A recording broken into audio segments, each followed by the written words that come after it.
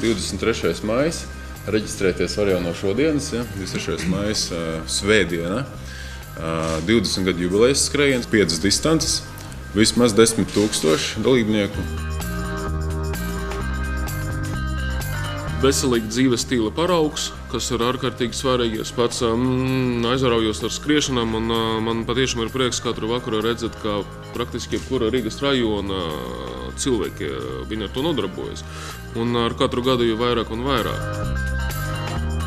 Mērķis saglabājas nemainīgs, tātad mēs gribam būt visstraujāk augošais maratons šajā reģionā. Masveidības ziņā mēs esam jau ļoti tuvu vai pat apsteiguši tādus maratonus kā Oslo, Reikjavika un varbūt citu šajā reģionā notiekošos, nemaz nerunājot par Baltijas valstīm.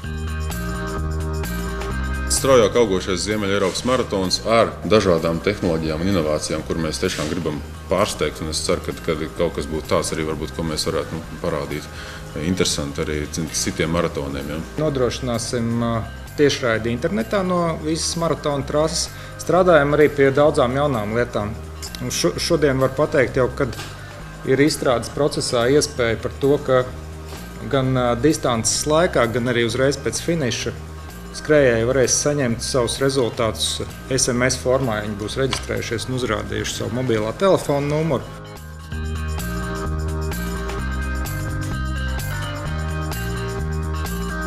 Mēs esam maizes ražotāji un patiešām mēs ejam tuvāk tautām.